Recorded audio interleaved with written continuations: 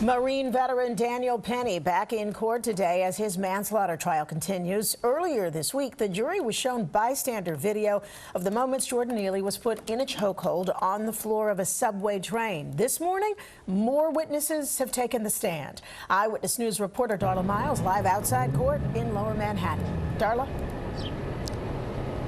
Sandra, this has been a very challenging trial because every single day jurors are seeing a different video of Jordan Neely laying dead on the subway car floor.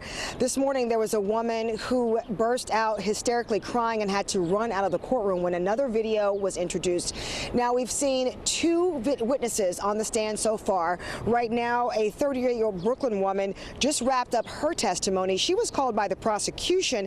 However, defense attorneys are calling her their star witness.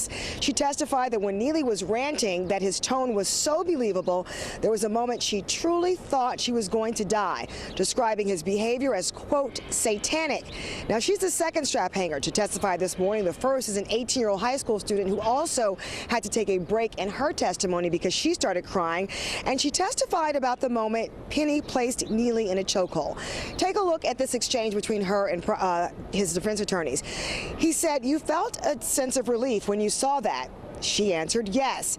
He asked, "Were you still scared?" She responded, "Yes, I was." But then she was asked, "Were you afraid that Jordan Neely would get up and make good on his threats?" Mordiellen Sanchez responded, "No." He said, "You didn't think he was holding him overly tightly, did you?" She said, "Yes." "You did think that?" Yes. So there are defense attorneys trying to make headway with some of these prosecution witnesses. This is the third day of the trial, but Penny has not shown any reaction or any emotion to any of this testimony or the video being introduced. His attorneys argue that he came to the aid of terrified subway riders and never intended to harm Neely. Now, this trial was expected to initially last 4 to 6 weeks.